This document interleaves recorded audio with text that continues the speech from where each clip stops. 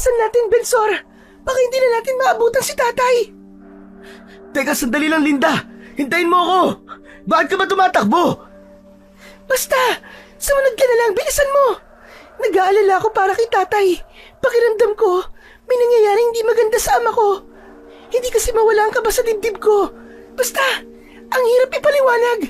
Kaya't bilisan mong tumakbo. Dalihan mo! Teka! Tungkol ba to sa nangyaring sunod-sunod na pagkamatay ng mga tao sa Kakahuyan? Yung madalas matagpuan na wakwakan tiyan, nawawala ang lamang loob. Pagkatapos may nakikitang hibla ng buhok na nakapalupot sa katawan nila. Pwede ba, Bensor? Sa akin na lamang magtanong. Kailangan na natin magmadali. Lalo na ang hirap makita ng daan dahil medyo madilim na ang paligid. Oo na! Ang sungit naman ito. Teka, Linda! May narinig akong ingay sa kinaroroonan ng bahay niyo. Hindi maaari. Diyos ko, sana'y walang nangyaring masama sa aking ama. Bumundol ang kaba sa dibdib ng may 19 na taong gulang na si Linda habang tinatakbo nila ang malawak na kagubatan papunta sa kinaroroonan ng kanilang bahay. Halos mabingi siya sa kabog ng kanyang dibdib kapag naiisip niya ang posibleng mangyari sa kanyang amang si Rene. Hindi niya makakaya kung pati ito ay mapahamak. Madalas silang napapagbintang ang aswang na gumagala sa gabi at pumapatay sa mga taong naaabutan ng dilim sa Kakahuyan. Kahit pambibintang lang ang ibinabato sa kanila, sa paningin ng mga tao, sila pa rin ang itinuturong pumatay sa mga ito. Kahit wala namang sapat na batayan, pero sa ngayon, alam niyang totoo na ang kanyang kinatatakutan. Nangyayari na ang matagal nang iniiwasan ng ama, ang usigin ng taong bayan sa kasalanang hindi sila ang may gawa. Lalo niyang nilakihan ang hakbang ng kanyang mga paa sa takot na baka mapahamak ang ama sa kamay ng taong bayan. Pero pagdating nila sa tapat ng kanilang bahay, ay marami ng mga tao ang nagkakagulo. May dalang mga sulok. Kitang-kita niya kung paanong kaladkarin ang kanyang ama palabas ng pinto. Galit na galit ang mga tao habang nakatutok ang hawak na sibat sa kaawa-awang si Mang Rene para itong aswang na tinutugis ng taong bayan. Di maaari ito! Ano nangyayari, Linda? Bakit nila sinasaktan si Mang Rene? Bensor! Si tatay, lapitan natin siya! Tulungan mo si tatay, Bensor! Baka kung ano mangyari sa kanya, hindi ko alam kung bakit siya sinasaktan ng mga tao. Ito na nga bang kinatatakutan ko Ang ibintang sa inyo nangyari kanina sa Kakahuyan. Talagang ipinabugbog pa ni Kapitan Eddie sa kanyang mga tanod si Mang Rene. Hindi na sila naawa sa ama mo. Alam naman nila may sakit yung tao Ang lupit naman nila sa inyo. Inutil talaga ang kapitan natin.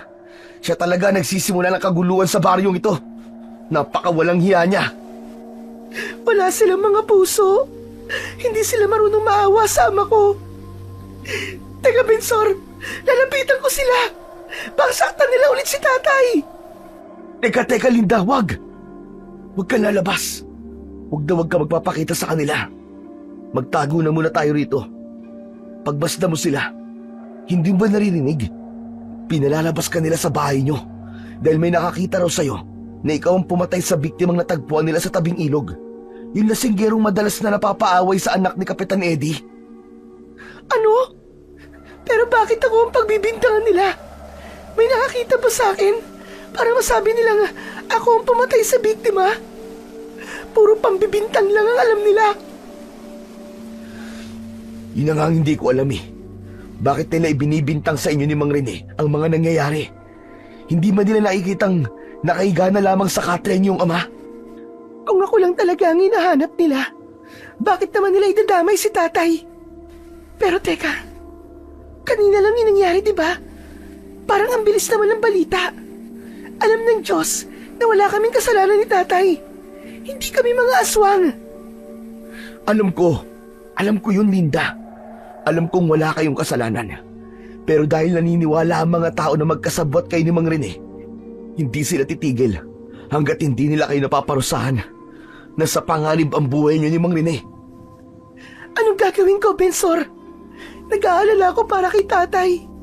Paano kung saktan nila si tatay? Sobra ako natatakot. Hindi ko kayang makita si tatay na unti-unti nilang pinapahirapan at sinasaktan. Huwag ka maingay. Baka may makarinig sa atin dito.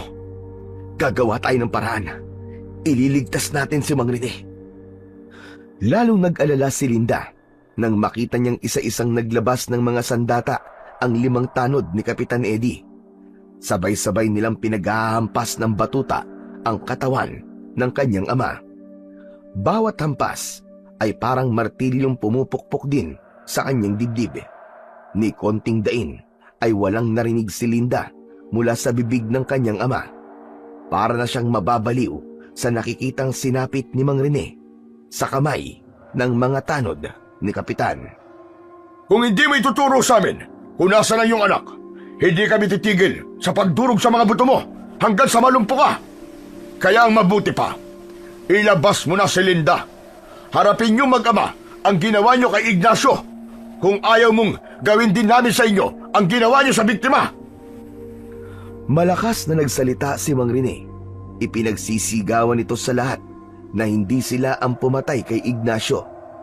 Sa kabila ng tinamin nitong mga sugat at pasa sa katawan, madiin pa rin itong pinaninindigan na wala itong kasalanan, na hindi sila ang aswang, katulad sa paratang ng mga tao sa kanila. Halos bumuon ang mga kuko ni Linda sa sarili niyang palad, sa lakas ng pagkakakuyom niya sa kanyang kamao, habang mahigpit din ang kapit sa kanyang kamay ni Bensor. Yun ay para hindi siya makaalis at makalapit sa nakalugmok niyang ama. Isa-isa niyang tinitignan ang muka ng 5 mga tanod habang nakatayo ang mga itong nakangisi sa harapan ng kanyang ama. Bawat salita at pagmumura nila kay Mang Rene ay parang kutsilyong sumasaksak sa kanyang puso. Namumula ang kanyang mga mata habang tinatandaan ang eksenang nagpapahirap sa kanyang ama. Naramdaman niya ang panginginig ng kanyang katawan dahil sa matinding galit. Idagdag pa ang malakas na sigawan ng mga tao habang pinalilibutan ang kaawa-awa niyang ama. Akma na sanang tatayo si Linda para tulungan si Mang Rene, pero muli siyang pinigilan ni Bensor. Hindi, Linda! Hindi ka alis! Dito ka lang! Delikado para sa'yo kung magpapakita ka sa kanila. Isa pa, hindi nila sasaktan si Mang Rene. Anong hindi sasaktan, Bensor? Bulag ka ba? Hindi mo ba nakikita ang binubugbog na ng mga tanod si tatay? Sugatan at may mga dugo na sa katawan. Pero ikaw naman ang mapapahamak kung magpapakita ka sa kanila. Alam kong ito rin ang gusto mangyari ni Mang Rene, ang huwag kang lumabas sa pinagtataguan natin.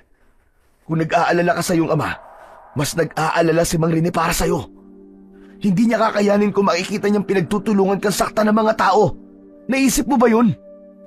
Eh, ano ang gusto mong gawin ko, Bensor? Ang panoorin na lamang kung paano nila unti-unting pinapatay ang ama ko? Hindi nakapagsalita si Bensor sa sinabing yun ni Linda dahil maging ang binata ay hindi rin kayang matagalan ang ginagawa ng mga tanod sa ama ng kaibigan. Bumagsak ang mga luha sa mga mata ni Linda habang nakatingin sa kinaroroonan ng kanyang ama. Mas lalo siyang kinabahan nang makita niya ang lubid na inilalabas ni Kapitan Eddie sa harap ni Mang Rene. Anong balak nilang gawin? Bakit sila naglalabas ng tali sa harap ni tatay? Kagaya ng nakaugalian dito sa baryo ng Pag-asa. Kapag may nagawang mali ang isang tao, igagapos nila ang mga kamay nito at hihilahin na parang aso sa harap ng maraming tao. Saka itatali sa haliging kahoy na nakatayo sa malawak na talayban. Ibibilad nila ito sa araw na parang tinutuyong isda. Ito ang pinakamasakit na parusa sa mga tao nagkakasala, lalo na sa mga tao na patunayang aswang. Maghihintay ang mga tao sa pagbabagong anyo nito kapag ito'y direktang nasisikatan ng araw at hindi siya nagpalit ng anyo. Saka lamang nila pakakawalan si Mang Rene. Alam ko, pero wala talaga kaming kasalanan. At hindi kami mga aswang. Kaya bakit nila itatali ang aking ama na parang isang hayop? Napahagulgol ng iyak si Linda habang naririnig ang malalakas na sigawan ng mga tao. Lahat sila humihingi ng hustisya, kaparusahan para sa kanyang ama.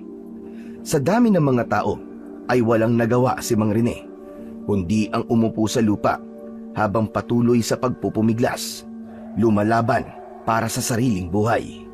Pero walang nagawa ang matanda, kundi ang pagmasdan ang mga kamay kung paanong igapos ito ng mga tanod.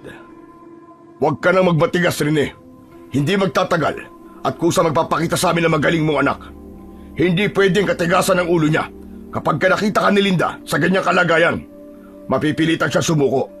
Ipunin mo na lamang ang tapang mo para may lakas ka sa kung paano ka namin pahihirapan. Sa kabila ng pananakit ng katawan ni Mang Rene, ay nagawa pa rin itong makiusap na wag na lamang nilang idadamay si Linda. Ito na lamang daw ang sasalo sa parusang gustong mangyari ng mga tao para sa anak. Gustong-gusto nang magpakita ni Linda sa mga tanod ni Kapitan para ipatikim sa mga ito kung paano siyang magalit. Pero hindi rin binibitiwan ni Bensor ang kanyang kamay, kaya hindi siya makaalis-alis sa kanilang pinagtataguan. Talagang hindi ko na makakayang tignan to, Bensor. Kailangan ko na magpakita sa mga tao bago pa nila patayin ang aking ama. Ano ka ba, Linda? Paano mo ipapaliwanag sa kanila na wala kang kasalanan? Sige nga, na hindi kayo aswang. Kung pareho kayong mahuhuli ng ama mo, paano mo na malilinis ang pangalan nyo? Kaya't mag-isip ka bago ka sumugod sa kanila. Mas lalong sumama ang loob ni Linda nang makita nilang kinakaladkad ng dalawang tanod ang kanyang ama. Hinihila itong pasunod kay Kapitan Eddie, papunta sa lugar na pagtatalian sa kanyang ama. Akma na sanang tatayo si Linda, pero pinaghintay muna siya ni Bensor na paalisin muna ang mga tao bago sila sumunod sa mga ito. Halos hindi niya maihakbang ang kanyang mga paa nang makita niya kung paanong nahihirapan si Mang Rene sa paglalakad. Nang masiguradong nakalayo na ang mga tao, maingat na sinundan ng magkaibigan ang mga tanod na kumakaladkad sa kanyang ama. Walang pakialam at bingi sa lahat ng pakiusap ni Mang Rene ang mga tanod na wag na itong dalhin sa talahiban. Abot langit na ang galit ni Linda kay Kapitan Eddie at sa mga tanod nito na masaya pang inuutusan ng mga tao na mas bilisan pa ang paghila sa kanyang ama. Gusto niya itong sugurin at paliguan ng suntok sa pagmumuka nito. Pagkaraan ng ilang minutong pagsunod nila sa mga tao, ay tumigil ang mga ito sa gitna ng malawak na talahiban. Lalong nararamdaman ni Linda ang matinding pag-aalala para sa kanyang ama. Dahil anumang oras, kapag naitali si Mang Rene sa haligi, ay magagawa rin ng mga tao na sunugin ang ama. Habang wala siya, nang maitali si Mang Rene sa haliging nakatusok sa lupa, ay nagsalita si Kapitan Eddie. Dinig na dinig ni Linda kung ano ang mga sinabi nito. Makinig kayong lahat sa sasabihin ko. Ang sino man sa inyo ang tutulong sa aswang na ito ay parurusahan ko. Isasabay ko sa taong ito. Maging ang pagtatago sa kanyang anak na si Linda ay mapaparusahan din. Kaya habang maaga pa, isuko niyo na siya sa akin para sa ikalulutas ng kaso ito. Hindi sila dapat tinutulungan dahil lahi sila ng mga aswang. Tiimbagang nakasilip si Linda sa pinagtataguang punong kahoy. Mula sa kanilang kinaroroonan ay kitang-kita niyang nilapitan ni Kapitan Eddie ang kanyang ama habang may ibinubulong sa tenga nito. Nakita niyang napatungo na lamang ng muka si Mang Rene. Hindi niya alam kung ano ang sinabi ni Kapitan, pero alam niyang isang bantayon para tuluyan na siyang magpakita sa mga tao. Matyaga silang naghantay ni Bensor na umalis ang mga tao, habang ang natitira na lamang na nagbabantay ay ang 5 tanod na may hawak pa ring mga batuta. Linda, ang mabuti pa, umalis na muna tayo rito. Sa bahay ka na muna namin magtago. Hindi nila iisipin pupunta ka sa amin dahil sa isang albularyong manunugis ng aswang si Lolo Ador. Pero, Baka mas lalo nilang isipin na sa inyo ako nagtatago. Dahil kaibigan kita, di ba? Baka pati kayo mapahamak, Bensor. Naguguluhan na ako. Anong gagawin ko? Nag-aalala ako para kay Tatay, Bensor. Halika na. Saka na natin isipin yan. Sumama ka na muna sa akin. Mas ligtas ka sa bahay ni Lolo Ador. Hindi natin malalapitan si Mang Rene dahil sa mga tanod na nakabantay sa kanya. Wala ka ng ibang mapupuntahan, Linda. Kaya't subukan mo sa bahay ka na lang magtago. Mas mamapanatag ang loob ko. Pero Bensor, paano nga si Tatay? Hindi siya sasaktan ng mga tao dahil ikaw talaga ang sadya nila. Kaya tara na, bago pa nila makita tayo magkasama, mas mahihirapan tayo kung mahuhuli nila tayo rito. Pati ako'y mahihirapan na lumapit sa'yo. Hindi ko naman matitiis kapag nakita kitang sinasaktan kanila. Makakapatay talaga ako, Linda. Kaya't sumama ka na muna sa akin, tara na! Naluluwang napatayo si Linda para sumama sa kaibigan. Kahit ayaw niya pang iwan ang ama, ay nagmamadali silang nagtago sa puno para siguraduhin nasa maayos na kalagayan si Mang Rene bago sila umalis. Pinagmasdan ni Linda mula sa kanyang pinagtataguan ang nakayukong muka ng ama. Dala siguro ng sakit at matinding pagpapahirap dito, kaya siguro nakatulog na ito. Pagkatapos ay nilisan na nila ang lugar na yon. Saka na lamang niya ililigtas ang kanyang ama kapag wala na ang mga tanod na nakabantay rito. Pagdating nila sa bahay ni Bensor, nagulat pa si Lolo Ador nang makita ang kanilang mga itsura na bukod sa pawisan ay parang pinagtampuhan ng tadhana dahil sa pamamaga ng mga mata ni Linda. Sandali lang. Anong ibig sabihin nito, Bensor? Bakit kasama mo ang aswang na yan? Lolo Ador, hindi po aswang si Linda. Kailangan niya po ng tulong natin. Ano? Nasisiraan ka na ba ng bait? Alam mong pinaghahanap na siya ng mga tao, pati ng mga tanod ni Kapitan. Gusto mo bang madamay sa problema niya? Bensor, sabi ko naman sa iyo eh. Aalis na lamang ako. Tama ang lolo mo. Baka madamay pa kayo sa problema ko. Hindi ka aalis, Linda. Kaibigan kita at alam kong wala kang kasalanan. Alam mo rin yun, Lolo. Hindi aswang si Linda o kahit na si Mang Rene. Walang katotohanan ng mga ibinibintang nila kay Linda. Wala akong pakialam, Bensor. Ang iniisip ko lamang ay ikaw. Kaya itigil mo na ang kalokohan mo sa babaeng yan. Mapapahamak ka lang, Bensor. Binabalaan na kita. Layuan mo ang babaeng yan. May dala siyang kamalasan. At alam ko yun. Magkakagulo ang lahat kapag tinulungan natin siya. Masyado naman po yatang masakit ang salita niyo, Lolo. Hinisgahan niyo po agad ang pagkatao niya. Tao po si Linda, Lolo Ador. Hindi sila mga hayop na dapat yung ipagtabo yan. Kung ayaw niyo po siyang tulungan, hindi ko kayo pipilitin. Ako po ang tutulong sa kanya. Narinig ni Linda ang paggaralgal sa boses ni Bensor. Ramdam na ramdam niya ang awa nito para sa kanya. Pero tama si Lolo Ador. Kapahamakan lang ang dala niya sa kaibigan. Dala ng matinding emosyong bumabalot sa pagkatao niya. Mabilis siyang tumakbo papalayo kina Bensor at Lolo Ador. Babalikan niya ang kanyang ama. Ililigtas niya ito kahit na ano pa ang mangyari. Linda! Linda, sandali lang, huwag ka umalis! Saan ka pupunta? Pabayaan mo na siya, Bensor. Problema nila yan. Huwag ka nang makialam pa. Hindi na narinig ni Linda kung ano ang isinagot ni Bensor sa sinabi ni Lolo Ador. Malayo na siya sa bahay ng kaibigan, kaya't hindi na rin niya napapansin ang mga luhang umaagos sa kanyang pisngi. Bakit ang lupit ng baryong yun sa kanilang mag-ama? Bakit sila pa ang dumaranas ng ganitong pagpapahirap ng mga tao? Hindi alam ni Linda kung papaano siyang nakabalik sa kinaroroonan ng kanyang ama. Nagtago siya sa malaking puno habang unti-unting lumalapit sa kinatatayuan ni Mang Rene. Kung ano ang naging ayos nito nang umalis siya ay walang nabago sa tayo nito. Bumundol ang kaba sa kanyang dibdib nang mapako ang kanyang paningin sa tiyan nito. Nagpalinga-linga sa paligid si Linda. Napansin niyang walang nakabantay na tanod sa kanyang ama. Naghintay pa siya ng ilang minuto. Sinigurado niyang ligtas na para lapitan ito. Nag-aalala siyang Baka patibong lang ang lahat para mahuli siya. Pinakiramdaman niyang mabuti ang katahimikan ng gabi, pero wala talagang bakas na may tao sa paligid. Halos magkasabid-sabid ang paa ng dalaga sa pagtakbo papalapit sa kanyang ama. Pagtapat niya sa harap ng nakatungong si Mang Rene, tinawag niya ang pangalan nito. Tay! Tay! Walang tugon ni pagkilos mula kay Mang Rene. Hindi inaalis ni Linda ang kanyang paningin sa dugo ang muka ng kanyang ama.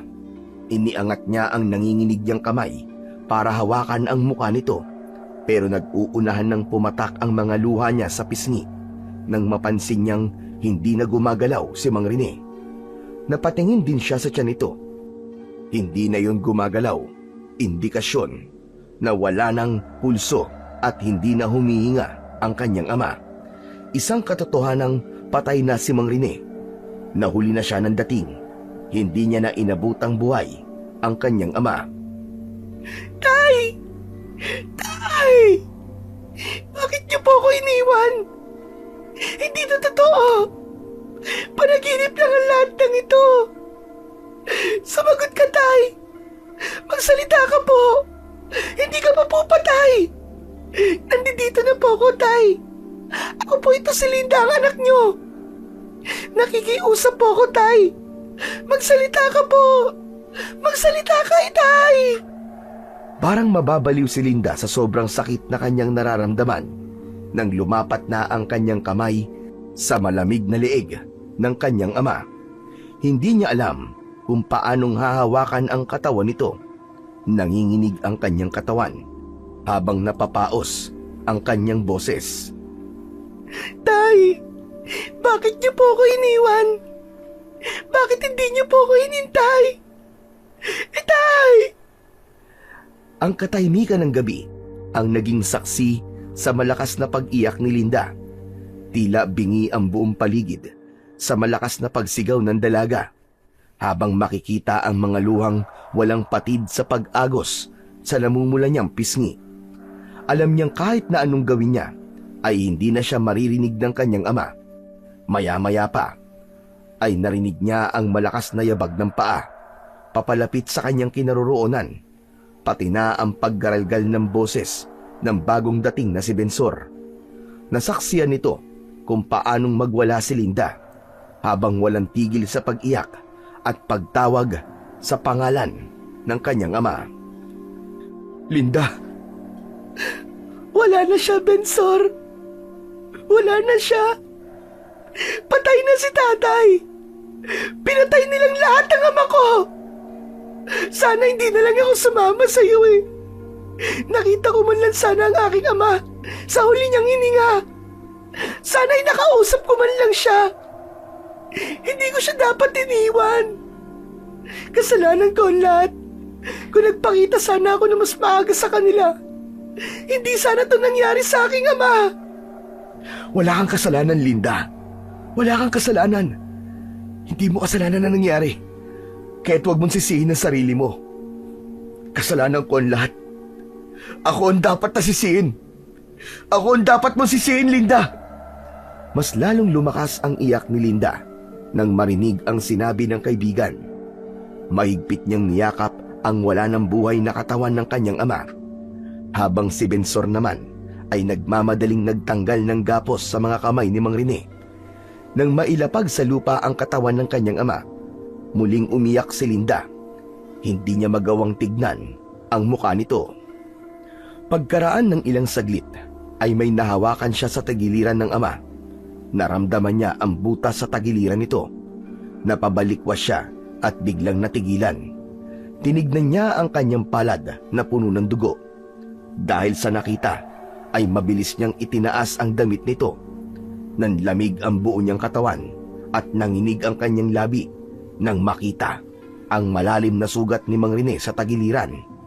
Nagulantang din si Bensor sa itsura ng dalaga habang nakatingin sa malalim na saksak sa tagiliran ni Mang Rene. Hayop sila. Pinatay ang itay ko. May sumaksak sa tagiliran ng ama ko. Magbabayad ang gumawa nito sa kanya. Isinusumpa ko. Papatayin ko siya. At ang talim na ginamit niya sa katawan ng aking ama, ang talim rin na bubuta sa tagiliran ng taong pumatay sa kanya. Taga nila sa bato. Ipapatigin ko sa kanila ang ganti ko. Mga demonyo sila! Sino Linda ang naiisip mong gumawa nito kay Mang Rene? Wala nang dapat pang makaalam kung sino siya, Bensor. Ako ang hahatol sa kanya. Nakita ko na yon. Hindi ko lang pinansin.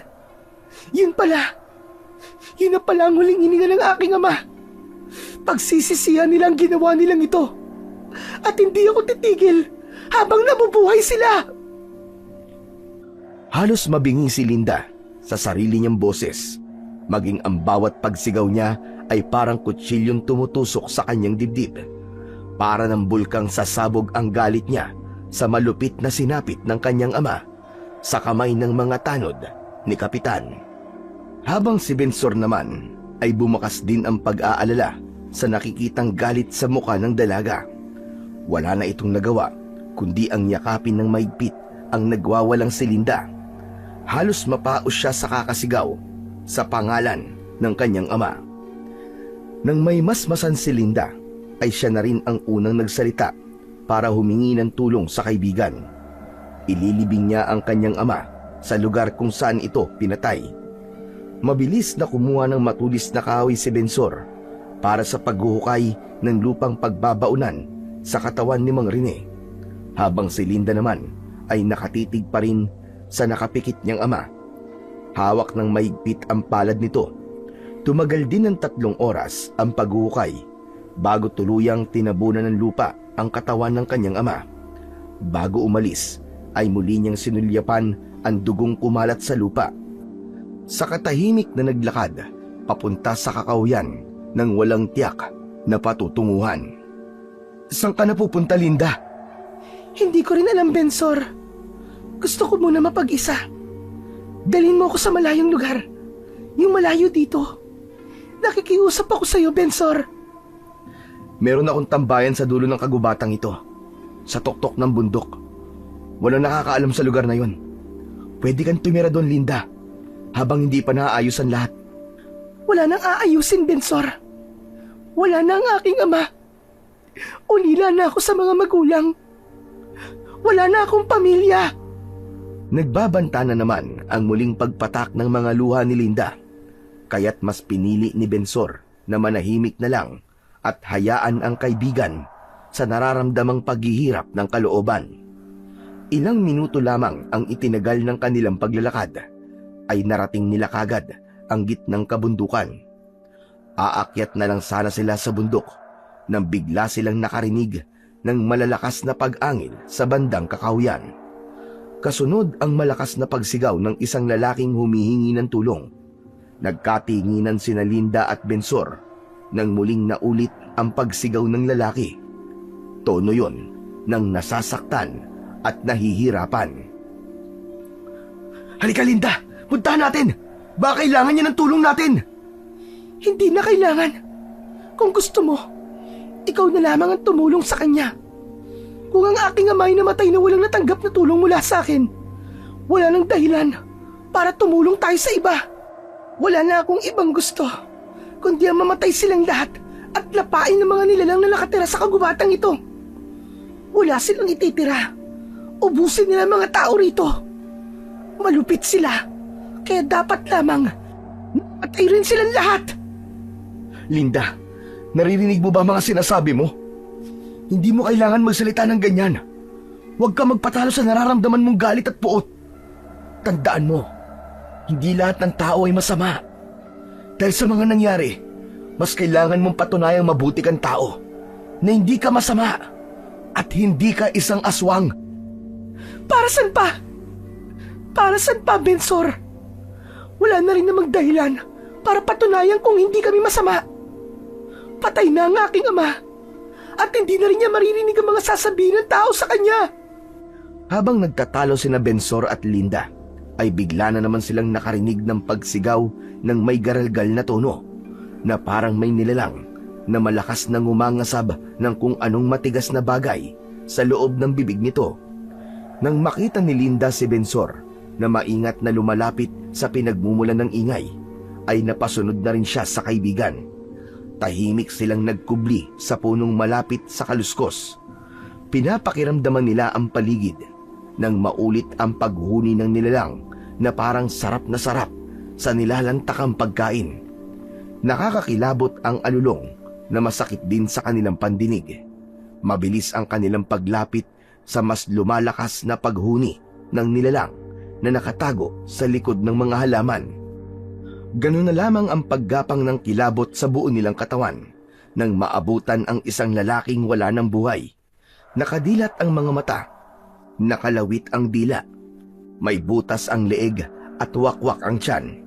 Sa katawan ng lalaki, nakita nila ang mahabang mga hibla ng buhok na nakapalupot sa katawan nito. Kalunos-lunos ang sinapit nito dahil halos mabali ang mga buto nito sa katawan. Patay na si tatay. Kaya wala na silang pagbibintangang pumatay dyan. Kundi ako na lang. Ang aswang na pumatay sa lalaking ito ang naging dahilan ng pagkamatay ng aking ama. Totoong may halimaw sa gubat na to.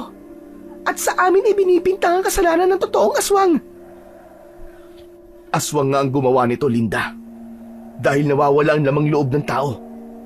Pero teka, nasa na yung nilalang na yun? Hindi kaya naramdaman niya ang paglapit natin? At anumang oras bigla na lang niya tayong atakihin? Oo nga, umalis na tayo, Bensor, bago pa may ibang taong makakita sa atin dito. Akma na sanang tatayo si Linda nang bigla niyang makita ang isang nilalang na nakatayo sa likuran ni Bensor.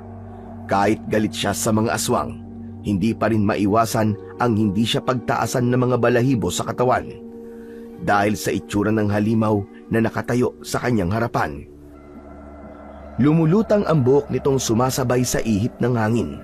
Ang bawat hibla ng buhok ay parang may mga buhay na nakatayo sa ere. At ang nilalang na nagmamay-ari ng buhok ay merong mapupulang mga mata na animoy nagbabaga sa dilim. Nakangisi itong nakalitaw ang malalagari nitong mga ngipin.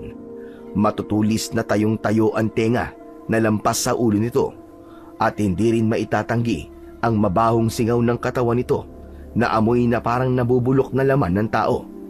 Pati ang mga uod na gumagapang sa mukha nito ay lalong nakadagdag sa nakakatakot nitong itsura. Hindi na nga nakapagsalita si Linda. Nanlalaking nakaawang ang kanyang bibig na nakatingin lang sa likuran ni Bensor. Linda, bakit? Anong nangyayari sa'yo? Bakit parang namumutla yata ang mukha mo? Naramdaman din ni Bensor ang presensya ng halimaw sa likuran nito dahil sumisingot-singot pa sa hangin ang binata na parang bahong-baho ito sa amoy ng paligid. Nang maintindihan ng binata na may nakikitang nakakatakot na nilalang si Linda, ay napalingon din ito sa likuran niya. Ganun na lamang ang panlalaki ng mga mata nito at pagsigaw ng malakas dahil sa takot. Lalo pa at nakita nito ng malapitan ang aswang. Patakbo itong lumapit sa kinaroroonan ni Linda. Saka hinila siya nitong patakbo, papalayo sa halimaw. Diyos ko! Takbo, Linda! Bilisan mo! Anak ng putya naman Bakit hindi mo sinabi sa akin nasa likuran ko na pala ang halimaw na yun? Gusto mo pa yatang ipalapa ako sa aswang na yun Kung ganun, totoo nga. Totoo may aswang sa baryong ito. At ang kasalanan nila ay siyang binibintang nila kay tatay. Habang tumatakbo ang magkaibigan, ay patuloy naman silang hinahabol ng nilalang na may lumilipad na buhok. Halos hindi sumasayad ang mga paa nila sa lupa para lamang makalayo sa lugar na yon. Pero bigla silang hinarangan ng isa pang aswang. Tumalon ito mula sa puno. May kakayahan palang magpalipat-lipat sa mga puno ang aswang na yon. Kaya nang matapat ito sa kanila, ay pasadsad sa lupang napatigil sila sa pagtakbo. Hindi agad sila nakapagsalita. Bensor, ano nang gagawin natin ngayon? Linda, huwag kang bibitaw sa kamay ko Kahit na anong mangyari, huwag ka magpapakita ng takot sa kanya. Ngumisi ng nakakatakot ang nilalang na nasa harapan nila. Maya-maya pa ay dumating na rin ang isa pang aswang sa kanilang likuran. Kaya't lalong gumapang ang kilabot sa kanilang katawan. Akma na sanang susunggaban ng halimaw si Linda. Sinalubong naman ito ng malakas na suntok ni Bensor. Tumama yon sa mukha ng halimaw, kaya't bumaliktad ito sa damuhan. Iniharang ng binata ang braso nito kay Linda para maprotektahan siya laban sa mga aswang na umaatake sa kanila. Maya-maya pa ay biglang nagsipagtayuan ang buhok ng nilalang at humabang pumulupot ang hibla sa braso ni Bensor. Bensor! Sige na, Linda! Tumakas ka na! Iligtas mo ang sarili mo! Ako nang bahala rito! Hindi kita iiwan, Bensor! Lumaban ka! Nakikiusap ako! Paano ako kapag pati ikaw ay mapapahamak ng dahil sa akin? Dahil sa sinabi ni Linda, ay nagpumiglas si Bensor sa pagkakapulupot ng buhok sa braso nito. Saka binigwasan ng malakas na suntok sa muka ang nilalang na umaatake rito. Si Linda naman ay naghanap ng kahoy na magagamit niyang panghampas sa aswang. Nilapitan niya ang umaangil na nilalang, saka pinaulanan niya ng palo ang mukha nito. Habang pilit na bumabangon ang nilalang na yon, nagkaroon naman ng pagkakataon ang magkaibigan para tumakas papalayo sa lugar na yon. Sa palagay ko, ligtas na tayo sa lugar na to. Dito na muna tayo magtago. Hindi tayo makakatakas sa kanila kung mananatili tayo magpapakita sa mga aswang na yon. Teka, Bensor, ang braso mo may sugat at walang tigil ang pag-agos ng dugo. Anak nang, tinamaan talaga ng lintik ko. Maaamoy nila tayo dito kahit saan tayo magtago. Dahil sa dugong pumapatak sa lupa, kailangan nating humanap ng mas ligtas na lugar na pwede nating pagtaguan, yung hindi nila tayo maaamoy. Muling tumakbo ang magkaibigan sa gitna ng kagubatan. Magkahawak ang mga kamay na nagtago ang dalawa sa damuhan habang gumagapang sa ilalim ng makapal na halamang gubat. Wala na silang naririnig na pag-angil. Ang naririnig na lamang nila ay ang malalakas na yabag ng mga paa papalapit sa kinaroroonan nila. Halos manlaki ang mga mata ni Linda nang makita ang matatalas na kuko ng aswang. Lumingalinga ito sa paligid na parang may hinahanap. Kahit saan ito ibaling ang paningin ay sumusunod din ang nakalutang nitong mga buhok na tumataklob sa mukha nito. Sayang naman, nakawala pa. Pagkakataon ko na sana makatikim ng babaeng birhen. Amoy dugo. Naamoy ko ang amoy ng sariwang dugo. Humakbang ang nilalang na mas malapit pa sa kinaroroonan ng magkaibigan. Kitang-kita ni Linda ang pagtulo ng laway ng aswang. Ramdam na ramdam nila ang pagkatakam sa amoy ng dugong sumasama sa hangin. Konting dipa na lang ang natitira mula sa kanilang pinagtataguan nang dumating ang isa pang aswang na may dalang patay na usa. Tumutulo ang dugo sa lupa habang nakadilat ang mga mata ng kaawa-awang hayop. Akala ko dugo na ng taong naamoy ko. Pestigan talaga. Hanapin mo ang babae. Teka sandali. Iwan mo na sa akin ang usa na yan. Pwede na rin pagtiyagaan ang kanilang hayop na yan. Inihagis ng isa pang aswang sa pinuno nila ang dalang usa. Kumuntikan pa yung tumama sa nakadapang si Linda. Pakiramdam ng dalaga ay hindi na siya humihinga. Dahan-dahan ang ginawang paglapit ng aswang para damputin ang katawan ng usa sa lupa. Isang di pa lang ang layo nun sa pinagtataguan ng dalawa habang nasisilip nila ang nilalang na nasa harapan nila. Saka naman umalis ang kasama nitong aswang at ang maririnig na lamang nila ay ang malakas na pagnasab ng kumakain na nilalang. Pagpunit nito sa tiyan ng usa, maging ang paglantak nito sa lamang loob ng hayop. Malinaw nilang nakikita yon dahil sa liwanag na nanggagaling sa bilog na buwan. Hindi ko na kaya, Linda! Takbo na! Dahil sa matinding takot at kilabot sa itsura ng kaharap, napatayo si Bensor mula sa pagkakadapa sa lupa at hinawakan ang kamay ni Linda para hilahing tumakbo. Pero naging maagap ang aswang. Nagawa na nitong pahabain ang buhok at naipulupot na sa binti ng magkaibigan. Habang hinihila sila nito papalapit sa nakatayong halimaw, nakakapit ang dalaga sa nakausling kahoy. Tulungan mo ako, Linda! Tulungan mo ako! Bensor, hawakan mo ako sa kamay para hindi ka mahila papalapit sa kanya. Ang lakas niya, Linda! Hindi ko maabot ang kamay mo! Nahihirapan na ako! Hindi na nakapitan ni Linda ang kamay ng kaibigan dahil sa hibla ng buhok na pumupulupot sa kanyang liig. Kaya't nakabitaw siya sa pagkakakapit sa kahoy. Magaspang at mahigpit ang pagkakagapos sa kanyang liig na parang unti-unting bumabaon sa kanyang balat. Hinawakan niya ng mahigpit na pilit niyang tinatanggal ng kamay. Pero mas lalo lamang yung sumisikip. Bumundol ang kaba sa kanyang dibdib nang dahil sa takot at nagsimulang manginig ang buo niyang katawan. Ang sakit, Bensor! Ang lakas ng buhok niya! Pakiramdam ko, mapuputol na ang leg ko! Kumapit ka sa buhok niya! Pagkatapos ipain mo siya sa maselang parte ng kanyang katawan! Labanan mo siya, Linda! Wala na kayong magagawa. Kung hindi ang ibigay sa akin ang laman loob nyo. Dahil napupuluputan rin ng buhok ang katawan ni Bensor, ay wala itong magawa para tulungan si Linda. Unti-unti niya nang nararamdaman ang panlalabo ng kanyang mga mata dahil sa mahigpit na pagkakasakal ng buhok nito sa kanyang leeg. Linda! Huwag kang matakot! Pilitin mo makawala sa kanyang buhok! Hindi na kayang magsalita pa ni Linda dahil pati ang kanyang paghinga ay napipigilan na rin ng pagkakasakal sa kanya. Nangihina na rin ang kanyang katawan dahil sa sugat sa kanyang leeg.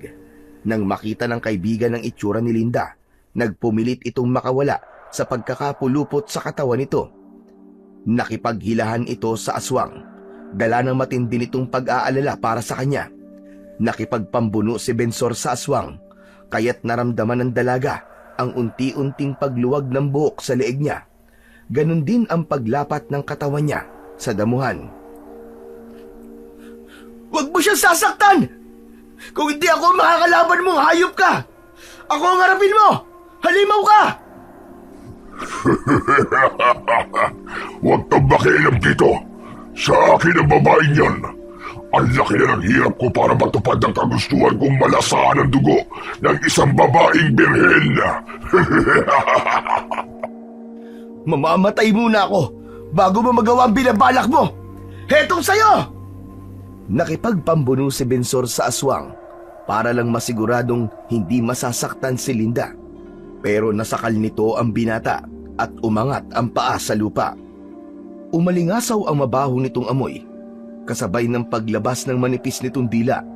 Dinilaan nito ang pisngi ni Bensor. Bumuka ang bibig nito sa mukha ng binata at halos lahat ng mabahong hininga ng aswang ay nalanghap ng binata.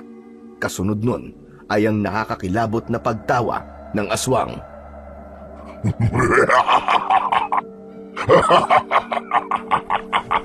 Ano? Ano bang ipinagmamalaki mo lalaki ka? Gusto mo bang ikaw ang isunod ko? Bitiwan mo ako! Ang baho ng hininga mong halimaw ka! Pagsisisiyan mo ang ginagawa mong ito! Habang nakapikit si Linda, alam niyang nasa panganib si Bensor, kaya't pinilit niyang tumayo para tulungan ang kanyang kaibigan. Pasuray-suray ang lakad na naghanap siya ng kahoy na ipanghahampas niya sa aswang. Eksakto naman na may nakausling patpat sa damuhang pinagbagsakan niya. Dinampot niya yon, saka inasinta ang nilalang na may sakal kay Bensor. Bensor! Lumayo ka, Linda! Huwag kang lumapit sa kanya, nakikiusap ako sa'yo!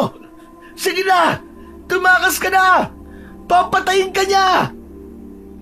Hindi ako natatakot sa kanya! Siya muna ang papatayin ko! Pinatay nila ang ama ko ng dahil sa kanya!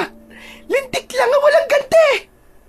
Ubod lakas na pinagpapapalo ni Linda ang braso ng aswang hanggang sa mabitiwan ito ang leeg ng kaibigan. Bumagsak si Bensor sa lupa. Ganon din ang halimaw. Mabilis na bumangon ang binata at pinagsususuntok ang muka ng nilalang. Sa sobrang galit ng aswang, nagwala ito at tumalsik si Bensor sa damuhan. Bumaling pasugod sa kanya ang nilalang. Nahagip ng braso nito ang nakatayong si Linda at tumalsik naman siya sa katawan ng puno. Halos mapaigik siya sa sobrang kirot nang maramdaman ang matigas na ugat ng puno na tumama sa kanyang tagiliran.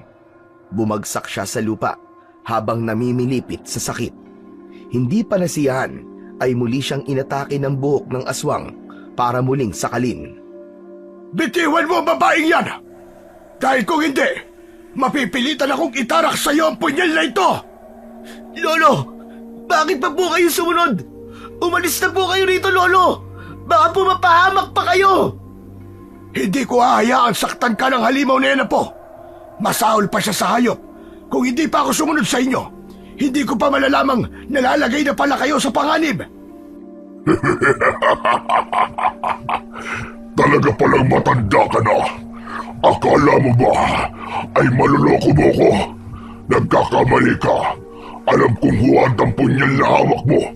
Walang epekto yan sa akin. Hindi mo ako magagawang saktan dahil mahina ka ng tanda.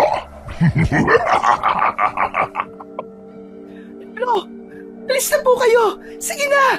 Iwan niyo na po kami rito! Lolo! Si Linda po, tulungan niyo po siya. Nakikiusap po ako sa inyo. Maawa po kayo sa kanya. Nasa panganib ka na. Siya pa rin ang inaalala mo, lintik kang bata ka. Hindi na talaga kita makontrol sa katangan mo sa kanya. Alam kong mangyayari ito. Ipapahamak ka lamang ni Linda. Sige na, iwanan niyo na sa akin ang babaeng ito. Takam na ako sa dugo at karne niya. Magbigyan niyo na ako. Hindi! Demonyo ka! Hindi mo siya sasaktan! Ni dulo ng daliri niya ay wag na wag mong hawakan! Alisin mo ang buhok ko sa leeg niya! Kung ayaw mong ikaw ang masaktan sa akin!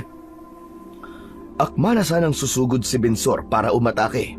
Nang mula sa kakawyan ay sumulpot ang isang matandang babae. Mabilis na kumilos ang matanda. Sa kabila ng katandaan nito ay nagawa pa rin itong magtumbling para makalapit sa kinaroroonan ng aswang. Nagulat sila Lolo Ador, Bensor at Linda sa biglang pag-atake ng matanda sa halimaw. Halos nagulat din ang dalaga sa galing ng matanda sa pakikipaglaban sa aswang. Parang alam na alam nito kung saan patatamaan ang halimaw. Sinipa ng matanda ang nilalang, pero tinamaan naman ng matalas na kuko ng aswang sa pisngi ang matandang babae. Gumanti ito sa pamamagitan ng paggamit ng gunting. Ginupit nito ang buhok ng halimaw at ang sariling buhok nito mismo ang ginamit ng matanda para atakihin ang nilalang. Wala itong tigil sa paghampas ng buhok sa katawan ng aswang. Punong-puno ng galit ang mga mata nito.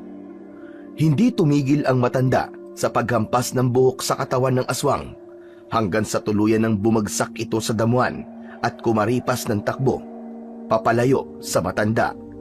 Sa bilis ng pangyayari ay hindi nila nakausap ang matandang babae dahil nawala rin ito sa paningin nila nang humabol ito sa tumakbong aswang sa kakawyan. Saka lumapit si Bensor sa nakaupong si Linda. Linda! Linda, ayos ka lang ba? Naku po, Diyos ko, ang leg mo. Merong sugat. Layuan mo siya, Bensor. Hindi ka pa ba nadadala sa nangyari sa iyo ngayon? Nang dahil sa babaeng yan, kamuntikan ka pang mapahamak. Huwag kang tanga sa babae, Bensor. Mag-isip ka. Hindi po ako tanga, Lolo. Marunong lang po ako magpakatao. Kahit na anong mangyari, hindi ko po iiwan si Linda. Hindi ko siya pababayaan. At hindi ko rin siya lalayuan. Kahit na ano pang sabihin nyo, hindi nyo na ako mapipigilan. Abat, talagang matapang ka na. Tuluyan ka nang nabulag sa babaeng yan. Mapapahamak ka kapag tinulungan mo siya. Ano ka ba naman? Kaya layuan mo siya. Dahil kung hindi, wala na ako magagawa kundi ang itakwil ka. Pwede ba, Lolo, tigilan nyo na po ito? Nasa panganib po si Linda. May sugat po siya. Gamutin natin siya, Lolo. Patay na po si Mang Rene dahil sa maling paratang sa kanya ng mga tao. Ako na lang ang natitirang nagmamalasakit sa kanya, Lolo. Kahit nakikiusap po ako. Pagbigyan niyo muna ang gusto ko. Hindi na, Bensor. Ayos lang ako. Sige na, umalis ka na. Sumama ka na sa lolo mo. Hindi, Linda. Hindi kita iiwan. Kung hindi niya tayo tutulungan, ako na mismo ang gagamot sa sugat mo. Tara na, tumayo ka na. Kailangan malagyan ng gamot ang sugat mo sa leeg. Talaga ba't sinusubukan mo ko, ha, Bensor? Huwag niyo rin po akong subukan, Lolo. Seryoso po ako sa sinabi ko. Huwag niyo pong hintayin, kailangan ko pang mamili sa inyong dalawa. Alam niyo po kung anong isasagot ko at kung sinong pipiliin ko. Alam kong alam niyo rin kung ano magiging dahilan ko. Naramdaman ni Linda ang braso ng kaibigan na umalalay sa kanyang pagtayo. Nahihiyaman sa matanda ay wala nang ibang malalapitan si Linda kundi ang umasa sa tulong ni Bensor. Ramdam na ramdam din niya ang pananakit ng sugat niya sa leeg. Hindi rin nakatiis si Lolo Ador. Mabilis itong tumulong kay Bensor para itong natauhan sa sinabi ng apo. Inalalayan ng dalawa si Linda sa tagkabila ang braso. Habang naglalakad, ramdam na ramdam niya ang mainit na likidong umaagos sa kanyang leeg. Pati ang panlalabo ng kanyang paningin. Ang mahapdi niyang leeg na lalagyan ng marka dahil sa buhok ng aswang. Bilisan natin maglakad bago pa may makakita sa atin. Saka may laso ng buhok ng aswang na yon. Kaya nasa panganib si Linda. Lolo Ador, maraming salamat po sa inyo. Huwag ka na muna magpasalamat sa akin. Kailangan ko lang gawin ito nang wala akong pagsisiyan sa huli. Pagdating nila sa kubo ng matanda, ay agad itong naghanda ng maligamgam na tubig at malinis na tela. Ganon din ang mga talbos ng dahon ng bayabas. Halata sa matanda ang pagkataranta. Si Bensor naman ay inihanda ang higaan ni Linda. Kaya lang ay bumagsak na ang dalaga sa sahig na gawa sa kawayan. Sa hindi maipaliwanag na dahilan, bigla siyang nagkikikisay na parang nararamdaman ang malakas na boltahe ng kuryenteng dumadaloy sa kanyang ugat. Ang abnormal na pagtirik ng kanyang mga mata ay hindi rin niya mapigilan. Bukod pa ron, hindi rin niya maigalaw ang kanyang katawan. Bumilis ang tibok ng kanyang puso habang unti-unting pinipigilan ang paglabas ng hangin sa kanyang bibig. Tanging ang luha na lamang sa mga mata ang nagawa ni Linda. Sa isip ay humihingi siya ng tulong kay Bensor, pero maging ang kanyang pagsasalita ay napigilan na rin ng kung anong malakas na puwersa ng lason sa kanyang ugat. Nakusang nagpaatras sa kanyang dila habang naririnig ang malakas na boses ni Bensor na may pag-aalala. Lolo, ano po nangyayari kay Linda? Hindi maaari ito. Kumalat na ang lason sa buong katawan ni Linda. Halika, tulungan mo ako malinis ang sugat niya sa leeg ng nilagang dahon ng bayabas. Kasunod noon ay naramdaman ni Linda ang pagdampi ng maligamgam na tela sa kanyang sugat hanggang sa tuluyan ng dumilim ang kanyang paningin at nawalan ng malay. Kinabukasan ay kumalat ang balita tungkol sa pagkamatay ni Mang Rene, pati na ang tungkol sa biktimang pinaslang ng aswang kagabi. Nang magising si Linda, ay muling bumalik ang lahat ng sakit sa pagkawala ng kanyang ama. Galit ang naramdaman niya sa mga taong nagpahirap sa kanyang ama. Muling umagos ang mga luha sa mga mata ni Linda at hindi napansin ang dalawang lalaking nakatayo sa pintuan. Bakas sa mukha ni Bensor at Lolo Ador ang awa para sa dalaga. Linda, labanan mo lungkot sa pagkawala ni Mang Rene sa buhay mo. Kailangan mo magpakatatag. Magpalakas ka ng katawan. Saka mo harapin ang mga taong nanakit sa iyong ama. Wala ako sa katayuan para magbigay ng payo sa iyo, Linda. Pero alam mong pati kami ay mapaparusahan kapag hinayaan ko manatili ka sa bahay ko. Sapat nang ginamot ko ang sugat mo para maintindihan mo kung ano ang ibig kong sabihin. Salamat po, Lolo Ador. At pasensya na po kayo sa abala ko sa inyo. Hindi ka abala sa amin, Linda. Kaibigan mo ko. Kaya tutulungan kita. May isa pa akong bahay sa gitna ng kagubatan. Sa gilid ng ilog na malapit sa kakauyan. Hindi alam ng mga tao na akin ang kubong yon. Pansamantala doon ka muna tumira. Iahanda ko mga lumang damit ng aking asawa. Gamitin mo muna. Lolo, maraming salamat po talaga sa tulong na binibigay niyo po kay Linda. Inilalayo ko lang si Linda sa muling pag-atake ng mga Tedes. Paniguradong babalikan siya ng pinuno ng mga aswang na umatake sa inyo kagabi. Sa kansugat ni Linda, hindi agad yan maghihilom. Kailangan pa rin ng mahusay na albularyong titingin sa sugat niya. Sige na, kumilos na kayo bago pa kayo abutan ng mga tanod ni Kapitan dito. Sandali lang po, Lolo Ador. Gusto ko lang pong malaman kung anong klaseng aswang po mga Tedes. Ang Tedes na aswang ay kalahati ng mga kubot. Sila ang mga nilalang na merong buhay na mga buhok. Ang bawat tibla ng kanilang buhok ay kasintibay ng lubid. May lason din ang kanilang mga buhok. Mapangalib kung makakasalubong mo sila sa daan, lalo na sa kakauyan, dahil kaya rin nilang magpalipat-lipat sa bawat sanga ng mga punong kahoy para umatake sa kanilang biktima. Ang natatangi nilang kakayahan ang dahilan kung bakit mahirap silang puksain. Lolo Ador, yung matandang babae po kagabi, kilala niyo po ba siya? Hindi ko siya kilala, pero pamilyar sa akin paningin ang hawak niyang gunting. Parang nakita ko na ang bagay na yon na hawak ng isang lalaki. Hindi ko lang talaga maalala kung saan ko ito nakita. Pero sa sandaling makaharap ko siya, baka maalala ko kung sino siya. Pero teka, bakit mo ba naitanong? Ang husay niya po kasi makipaglaban. Para po kasing kilala niya ako. Teka, naalala ko po dati na may naikwento kayo sa akin tungkol sa mag-inang manunugis ng aswang sa baryong to. Hindi po ba't dahil sa kanila, kaya po nagkaroon ng katahimikan ng lugar na to dati? Pero ni isa sa mga taga rito, iho, ay walang nakakita sa mukha nila o kahit sinong nakakakilala sa kanila. Kusa silang naglaho na parang bula. Naalala ko bigla ang babae sa katauhan ng matanda kagabi. Mukhang nagbalik na sa baryong ito ang birador at manunugis ng aswang na Tedes. Kaya po siguro, natakot ang pinuno ng aswang sa matanda dahil sa nakilala nila ito. Hindi tayo nakakasiguro. O eto, tapos ko nang ihanda mga gamit nyo. Wala nang oras. Sige na, kailangan nyo na munang umalis. Mag-iingat na lamang kayo. Salamat po, Lolo Ador. Sapat na po ang mga nalaman ko tungkol sa mga aswang na Tedes. Tara na, Linda. Umalis na tayo. Malayo ang lugar na yun sa baryo. Halos sa dulong hangganan na yun ng 2 barangay. Baka mahirapan tayo kung maglalakad tayo ng gabi. Pagkatapos magpaalam ng magkaibigan sa matanda, nagsimula na rin silang maglakad. Dala ng binata ang kulay itim na bag. Samantalang si Linda naman, mga gamot na ilalagay niya sa sugat niya sa leeg.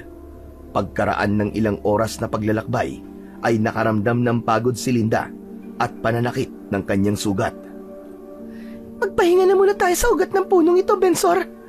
Pagod na ako at masakit pa rin ang sugat ko sa leeg. Sige, hahanap muna ako ng ilog na pwede nating inuman. Medyo malayo na rin naman ang nilakad natin kaya hindi na nila tayo masusundan dito. Nagpalinga-linga sa paligid si Bensor, saka iniwan si Linda na nakaupo sa ugat ng puno ng dao. Nang bigla niyang napansin ang kulay puting tela na nakabenda sa braso ng kaibigan. Natatandaan niyang napuluputan rin yun ng buhok ng Tedes, pero hindi nito naranasan ang mga epektong naranasan niya kagabi. Sigurado siyang malalim ang sugat nito, ni hindi rin namaga o nagkaroon ng pagdurugo sa tela ang sugat nito. Kaya't nagtataka siyang ang sugat niya lamang sa leeg ang hindi napagaling ni Lolo Ador. Nahabol na lamang niya ng tanaw ang papalayong binata. Pagkatapos ay napatingala siya sa langit habang nasisilaw sa sikat ng araw. Pero pagbalik ng paningin niya sa paligid, kamuntikan pa siyang mapatalon dahil sa gulat nang makita niyang nakatayo ang isang matandang babae na may hawak na tungkod. Hindi siya maaaring magkamali. Ito rin ang matandang babae na tumulong sa kanya kagabi. Jesus Mariosep naman po kayo, Lola! Ay, kumuntikan pa pong humiwalay ang kaluluwa ko sa katawan ko. Bakit naman po? Bigla-bigla po kayo sumusulpot sa tabi ko. Paano po kung bigla na lang po akong atakihin sa puso na dahil sa inyo? Sos, alam ko na wala kang sakit sa puso, iha. Kumusta na nga pala ang sugat mo? Mabuti naman po. Teka, sandali lang po, Lola. Sino po ba kayo? Anong pangalan nyo? Kung kausapin niyo po ko parang matagal niyo na po akong kilala. Ngayon ko lamang po kayo nakita. Saka, salamat na rin po sa pagkakaligtas niyo sa akin kagabi. Nako, wala yun. Ako nga pala si Lola Edka. Matagal na kitang sinusundan. Kaya alam ko kung sino ka, Iha. Teka, Lola. Bakit niyo po ako sinusundan? Para ibigay sa'yo ang mutya ng higad. Ang bihira naman pala kayo, Lola eh. Ang tanda-tanda niyo na po, naniniwala pa po kayo sa mga mutya-mutya na yan. Itabi niyo na lamang po yan at umuwi na po kayo. Lola, magpatingin po kayo ha. Mahirap na po kapag lumala yan. Hoy, Ineng, hindi ako nasisiraan ng bait. Ikaw talaga ang pakay ko sa baryong ito. Ayaw mo bang malaman kung sino ang totoong pumatay sa iyong ama? Nang marinig ni Linda ang sinabi ni Lola Enta tungkol sa kanyang ama, biglang bumalik sa kanyang alaala ang sakit ng nangyari dito at ang galit sa kanyang dibdib. Napatitig siya sa seryosong muka ng matanda. Alam kong gusto mong malaman kung sino ang pumatay sa iyong amang si Rene. At talagang kilala niyo pa kami ng tatay ko, Lola. Ang lakas po ng sagap niyo sa impormasyon tungkol sa aking ama. Halata naman pong hindi kayo taga rito. Palagi lamang ako nakasubaybay sa lahat ng kilos mo. Kaya alam ko kung gaano kahirap ang mga pinagdaanan mo. Sige na, hawakan mo itong mutya ng higad. Saka itong gunting, itago mo na rin. Magagamit mo ito laban sa mga aswang na magtatangka sa iyong buhay. Ang matandang babae na mismo ang naglagay sa bulsa ni Linda ng gunting at mutya. Saka nagmamadali itong umalis sa harapan niya. Nakaawang ang bibig niya na bakas ang pagtataka sa pagkatao ng matandang nakausap niya. Kulang na lang ay ipagpilitan itong tanggapin niya ang mutya. Hindi mawala-wala sa isip niya na baka nga alam nito kung sino ang totoong pumatay sa kanyang ama. Isang bagay na nagbigay ng pag-asa para sa kanya na mabigyan ng hustisya ang pagkamatay ng kanyang ama. Pagkaraan ng ilang minutong pagkawala ng matandang babae, si Bensor naman ang dumating. Nadatnan siya nitong nagpapalinga-linga sa paligid. Oh, bakit yun, Linda? May nakikita ka bang tao sa paligid? O may nakakita ba sa'yo rito? Ha? Wala naman. Namumutla kasi ang labi mo eh. Teka, may masakit ba sa'yo? May nararamdaman ka bang hindi maganda? Wala. Napagod lang siguro ako. Hindi pa ba tayo aalis? O heto, uminom ka na muna ng tubig bago tayo magpatuloy sa paglalakad. Iniabot ni Bensor ang boteng may laman na tubig kay Linda. Kaya naman, nakita niya ng malapitan ang braso ng binata. May sugat yon pero magaling na. Samantalang ang sugat niya sa leeg ay nagtutubig pa rin at kumikirot. Pagkatapos uminom ay nagsimula na muling maglakad ang magkaibigan papunta sa bahay nito sa gilid ng ilog. Pagdating nila roon ay napansin nila ang katahimikan sa lugar. Sagana sa mga nagtataasang puno ng kahoy. Pero habang naglalakad ay hindi niya maiwasan ang hindi magtaka.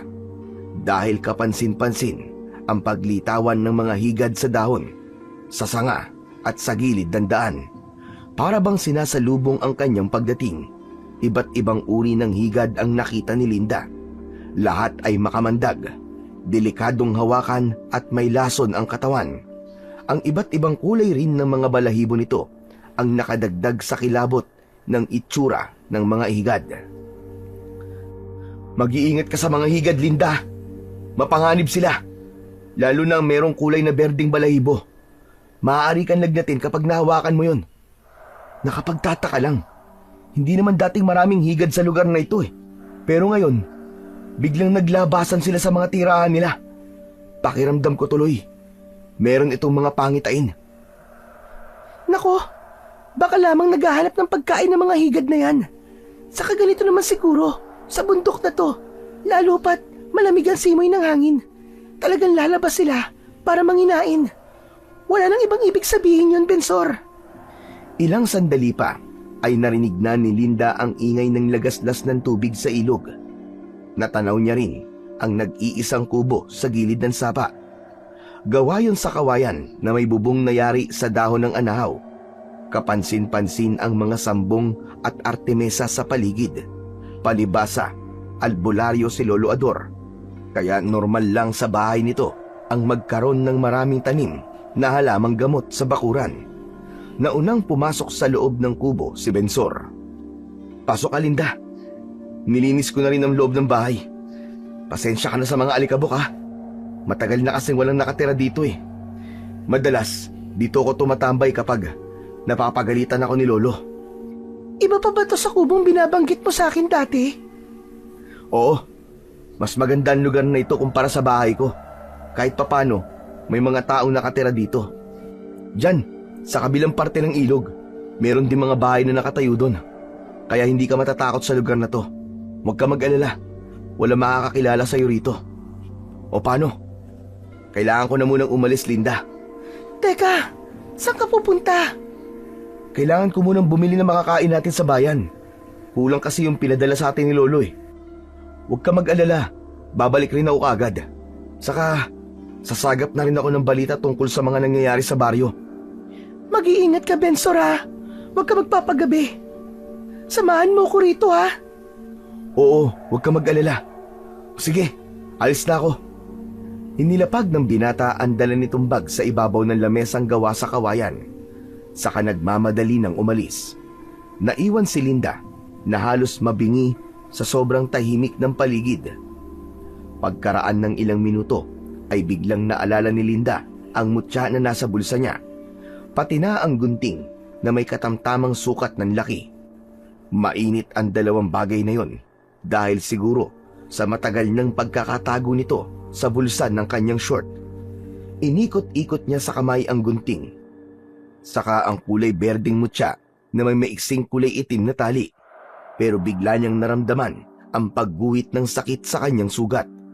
Tumibok-tibok yon na parang puso. Aray! Diyos ko po, ang sakit! Bakit parang biglang kumirot ang sugat ko? Habang namimilipit sa sakit, ay muntik pang mapatalon sa gulat si Linda nang bigla na lang sumilip sa pintuan ng kubo si Lola Enta. Nakangiti itong diretsong pumasok sa loob ng bahay. Alam na alam nito talaga kapag wala siyang kasama. Kaya naman, napatunayan niyang palagi lamang itong nakasunod sa kanya. Hindi basta-basta gagaling ang sugat mo sa leeg. Dahil sa laso ng buhok ng tenes na hindi kaya gamutin ng simpleng herbal lamang. Kailangan nito ang sapat na orasyon sa gamot na ilalagay dyan. Kung ganun po kayo ang tinutukoy ni Lolo Ador. Ang mahusay na albularya na makakagamot sa sugat ko. Tulungan niyo po ako, Lola Enta. Ang sakit-sakit na po ng sugat ko. Gamitin mo ang mutya ng higad. Bago mo lagyan ng langis na ito, ibabad mo muna ang bato sa langis bago mo lagyan ng sugat mo sa leeg. O heka, kunin mo. Huwag na huwag mo yang mahahakbangan o malalakdangan na. Mawawala yan ng bisa kapag ginawa mo yon. Ang hirap pa naman gumawa ng tagsuri. Bakit po tagsuri, Lola Enta? Tagsuri, kasi tagasuri ang pagkatao ng aswang. Kinuha niya ang iniaabot na bote ni Lola Enta sa kanya, pero bigla itong kumulo nang mahawakan niya. Kagat pa lang ng aswangan na sa leeg mo, pero kumukulo na ang tagsuri ko. Ano pa kaya kapag kaharap mo na ang aswang?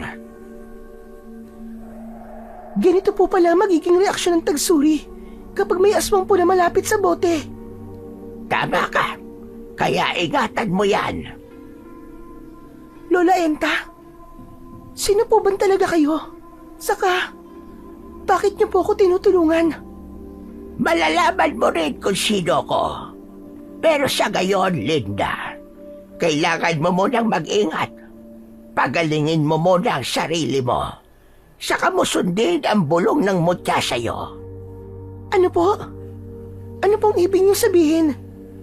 May gabay na liwanag ang mutya ng higad. Magagawa mong utusan ng mga higad at susunod sila sa'yo sa dikta ng isip mo.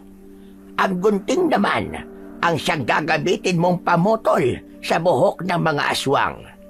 Kusang gagalaw ang katawan mo kapag nasa pag-anib ka. Malalaman mo ang lahat ng taglay niyang kapangyarihan kapag kaharap mo na ang mga aswang na pumatay sa iyong ama. Aswang ang pumatay kay tatay. Pero, paano po nangyari yun? At paano niyo po nalaman, Lola Enta?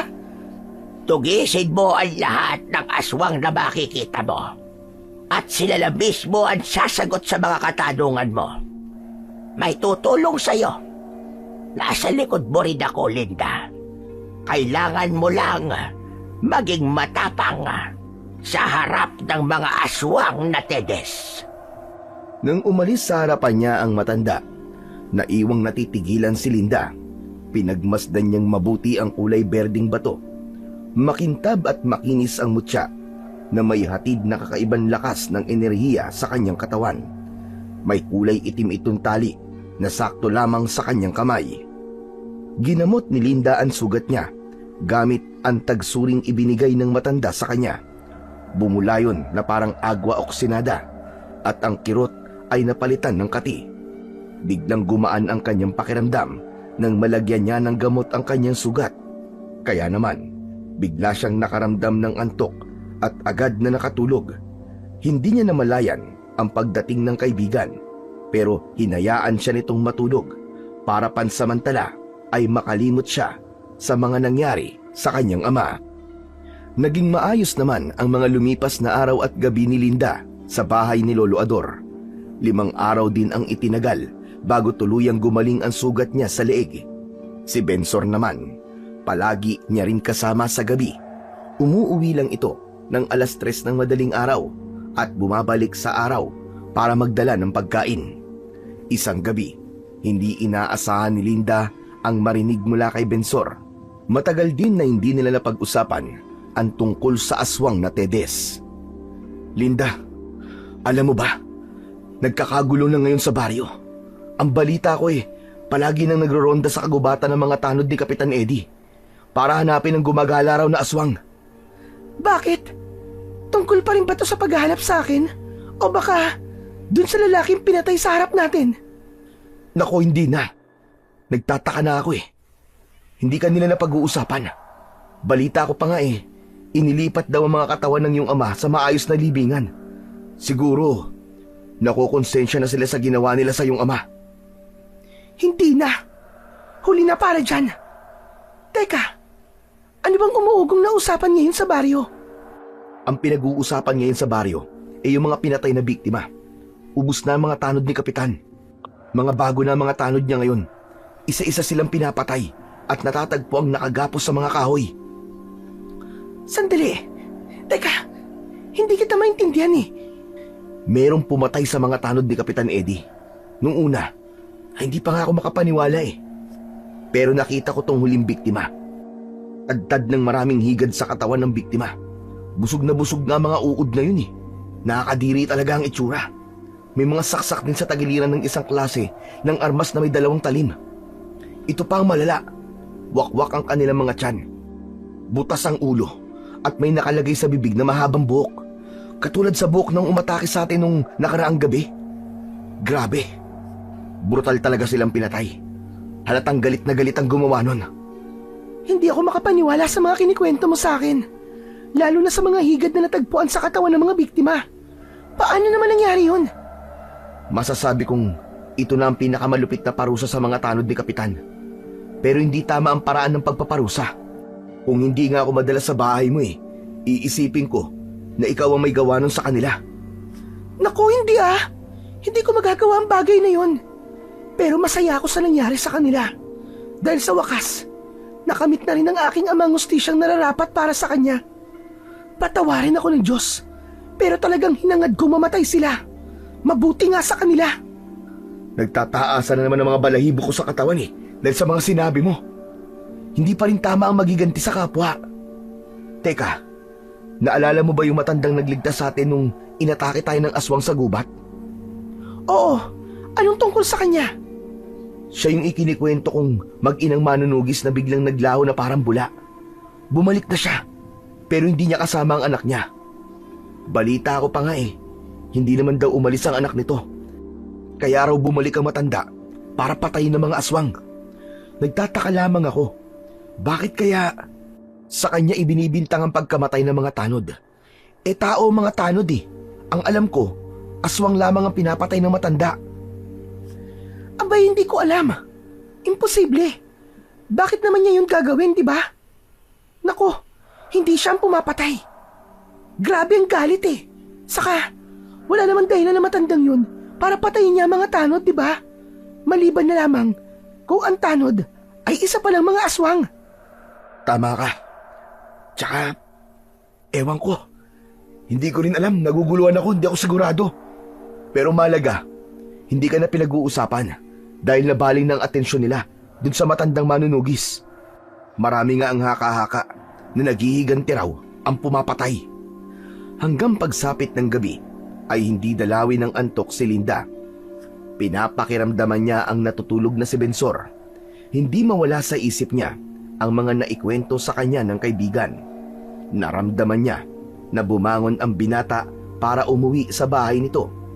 Pasado 3:00 yun ng madaling araw, ang oras ng pag-alis ng binata.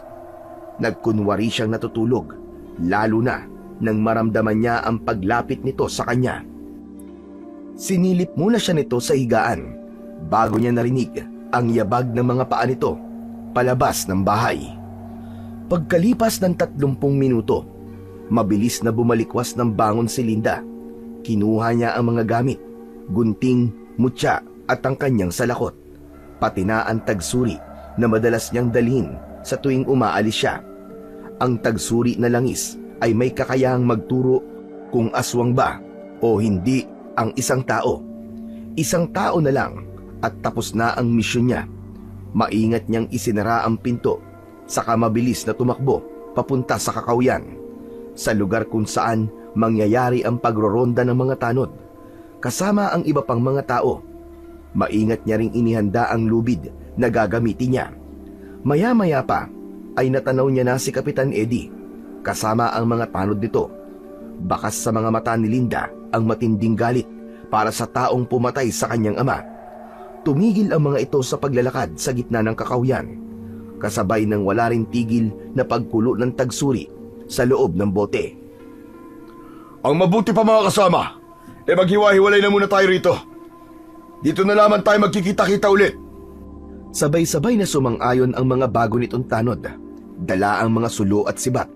Habang nakasilip si Linda sa makapal na halamanan, ay lalong lumalakas ang pagkulo ng kanyang tagsuri, lalo na nang matapat ito sa pinagtataguan niya. Aswang si Kapitan, at yun ang agad na pumasok sa isip ng dalaga. Nanginig ang kanyang mga kamay sa matinding galit nang maisip niyang ito ang nanguna sa pagtugis sa kanyang ama. Yun pala, ito ang totoong pumapatay at ibinibintang lamang nito sa kanyang ama ang kasalanan nito. Magbabayad ka nga, limaw ka, sa ginawa mo sa ama ko. Lintik lang ang walang ganti. Magaan ang mga hakbang ng paa na sinundan niya si Kapitan, pati na ang paghuli nito sa usa. Nakita niya kung paano nitong nilapa ang hayop. Mabilis nitong kinagat ang leeg ng usa. Sa kabila ng pagpupumiglas ng hayop, nagawa pa rin itong kainin ang lamang loob ng hayop. Kaya naman, hindi na nakatiis ang dalaga. Lumabas na siya sa kanyang pinagtataguan. Talagang sagad na sa buto ang katakawan mong aswang ka. Lubos-lubusin mo na ang pagsipsip sa dugo ng usa na yan. Dahil yan na rin ang huling hapunan mo. Ikaw! Nga ito, ako nga. Ako rin ang nag-iisang tao na pumatay sa mga tanod mong walang silbi. Mga halimaw na dapat nang putulin ng mga sungay. Paano mong nagawa yun? Huwag mo nang alamin. Walang imposible sa tagsuri ko. Kaya humanda ka. Humanda ka ng mamatay. Aswang ka! Agad na sinugod ni Linda ang aswang na si Kapitan Eddie. Nagulat ito nang ilabas ni Linda ang kanyang gunting, pati na ang nagliliwanag niyang mutya. Bumakas sa mukha nito ang takot, kaya't napaatras ito ng hakbang. Nagsipagtayuan ang mga buhok nito Napilit na umaatake rin sa kanya. Pero malakas at mabilis kumilos ang dalaga. Nagawa niyang maundayan ng saksak sa katawan ang aswang. Gamit ang gunting, bumulwak ang dugo nito sa tagiliran at bumagal ang kilos nito. Unti-unti kitang papatayin, hayop ka! Katulad ng ginawa niyo sa ama ko! Sabay sipa niya sa mukha nito. Pasadsad na bumagsak sa lupa ang nakabaluktot na aswang. Pero mabilis din itong nakatayo at gumante ng atake sa kanya gamit ang buhok. Pinuluputan ng buhok nito ang kamay ni Linda, kaya nabitiwan niya ang gunting. Nakipaghilahan siya sa aswang. Nagsukatan sila ng lakas at sa huli, natalo ni Linda ang halimaw. Hindi na uubra sa akin ang lakas ng buhok mo! Halimaw ka! Wag! Bitiwan mo ang buhok ko! Wag! Habang iniinda ni Kapitan Eddie ang masakit nitong sugat sa tagiliran, malakas na iniikot ni Linda ang buhok ng kalaban. Sakay nila malapit sa puno. Mabilis niyang itinali ang kamay nito sa puno gamit ang kanyang lubid. Pakawalan mo ko dito! Pakawalan mo ko, Linda! Gagawin ko rin sa'yo kung anong ginawa mo sa aking ama. Hindi ka nasisikatan ng araw. Mabubunyag sa lahat kung sino ka talaga. Ang mga tanod mo mismo ang papatay sa'yo. Pero bago yon, ipapalasap ko muna sa'yo ang kaparusahang sinabi ko na sa'yo noon. Matitikman mo ang ganti ko. Buhay ang kinuha niyo sa akin. Kaya't buhay niyo rin ang magiging kabayaran. Anong gagawin mo? Wag! Maawa ka! Hindi na ako uulit! Maawa ka! Dinampot ni Linda ang gunting sa lupa. Saka lumapit kay Kapitan Eddie. Hinawakan niya ang buhok ng aswang. Saka ginupit gamit ang gunting. Halos 1 dakot ang ibinawas niya sa buhok ng Tedes. Saka ipinalo niya sa katawan ni Kapitan Eddie. Para siyang mababaliw sa galit na inihahampas sa katawan nito ang buhok. Gumuhit ang mga sugat at latay sa balat ng aswang. Kitang-kita niya ang panginginig ng katawan ni Kapitan Eddie habang namimilipit sa sakit. Wag! Tama na! Patawarin mo na ako! Maawa ka sa akin, pakiusap! Tama na! Tama na! Maawa? Bakit? Naawa ba kayo sa ama ko noon? Nung pinatay mo ang aking ama? Nawala na ang awa ko. Hindi ka pa nasiyahan. Bumulong ka sa kanya at palihim na inundayan siya ng saksak sa tagiliran. Ano? Masakit ba? Masakit ba? Dala ng matinding galit, isinaksak ni Linda ang sarili nitong buhok sa bibig ni Kapitan Eddie habang nakatali ito sa puno. Dinukot niya rin ang sugat nito sa tagiliran na lalong dumagdag sa sakit na nararamdaman nito. Parang musika sa kanyang pandinig ang bawat maririnig niyang pag-ungol ng kapitan.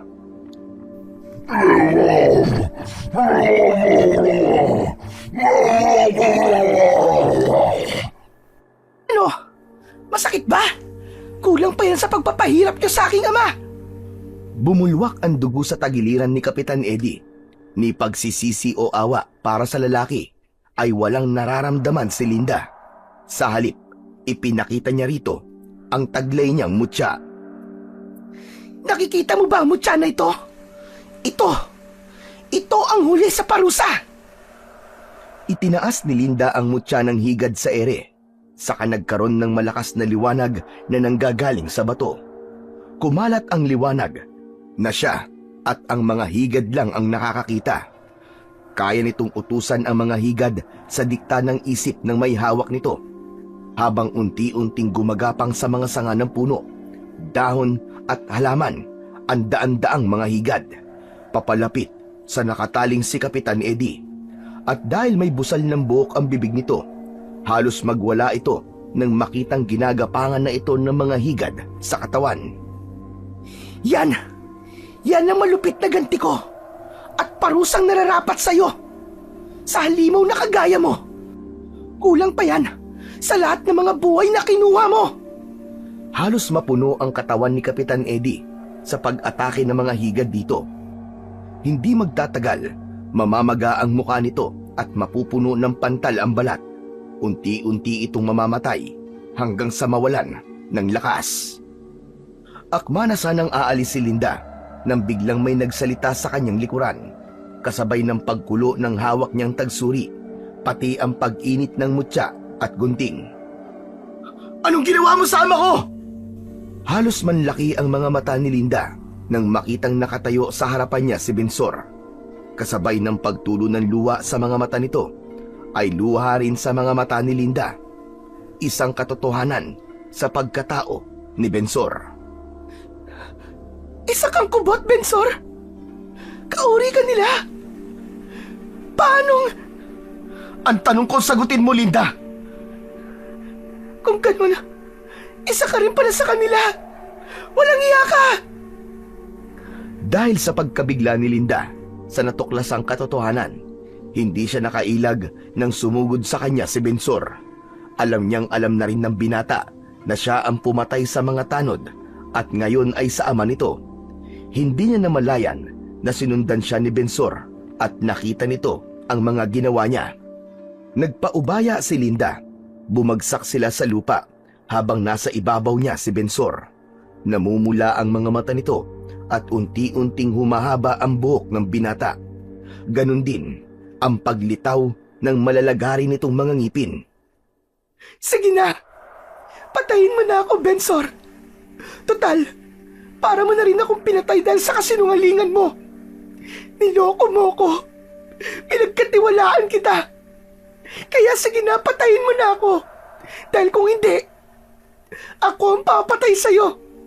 Alam mo kung anong ginawa niya sa ama ko. Ama ko pa rin siya, Linda.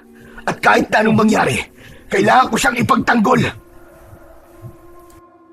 At ama ko rin ang pinatay niya. O baka naman, kasabwat ka nila. Alam mong hindi yan totoo. Kahit aswang ako, hindi ako halimaw na kagaya nila. Wes, patayin mo na ako. Dahil kung hindi, ako mismo ang papatay sa'yo. Unti-unting lumuwag ang kamay ni Bensor sa balikat niya at umalis sa pagkakadagan sa kanyang katawan. Kaya naman, binigwasan niya kagad ito ng suntok sa muka at ito naman ang natumba sa lupa. Uundayan niya sana ito ng saksak ng gunting nang biglang dumating si Lolo Ador. Huwag! Huwag, Linda! Nakikiusap ako. Walang kasalanan si Bensor. Kanina niya lang nalaman na ama niya pala si Kapitan. Patawarin mo kami. Wala siyang kasalanan sa mga nangyari sa iyong ama. At alam mo yan. Kaya ba pilit niyo kami pinaglalayo, ha? Lolo Ador? Oo. Dahil isa rin siyang aswang. At alam ko na nung una pa lang na apo ka ni Enta. Ikaw ang apo niyang magmamana ng kanyang kapangyarihan. Ayokong dumating ang araw na kayong dalawa mismo maglalaban. At ngayon, dumating na nga kinatatakutan ko na kayong dalawa mismo magpapatayan. Kaya't pakiusap, huwag mong saktan si Bensor. Kung ganun, apo pala ako ni Lola Enta. Biglang sumulpot sa kakawyan ang isang matandang babae para agawin kay Linda ang gunting. Nakatayo si Lola Enta sa kanyang harapan. Lumapit ito sa kanya at itinayo siya papalayo sa nakahiga pa ring si Bensor. Unti-unti na rin na bumalik ang anyo ng binata sa dati. Walang kasalanan si Bensor, Iha. Siya naging kasalanan ng kanyang ama. Anak si Bensor ng kanyang ina ng pagsamantalahan nito ni Kapitan. Kaya nararapat lang talaga sa kanya na maparusahan. Oo, masakit malaman ang katotohanan. Pero tama na. Tapos na ang iyong paghihiganti. Sapat na ang mga buhay na nawala, apo. Tama na.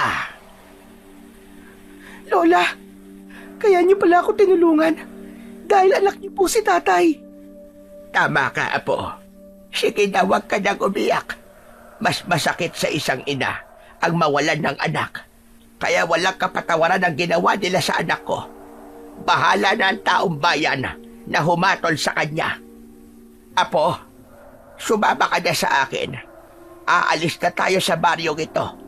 Magpapakalayo-layo na tayo para makalimutan na natin ang mga nangyari sa iyong ama. Patawarin mo ko, Linda. Kung nagsinungaling ako sa'yo. Natatakot ako magtapat dahil sa ginawa ng ama ko sa ama mo. Pero walang lihim na hindi nabubunyag. Kaya tumihingi talaga ako ng tawad. Naging mabuti kang kaibigan sa akin, Bensor. Patawarin mo rin ako. Buwan naisip kong paraan ay ang paghihiganti upang patayin ang buhay ng ama mo.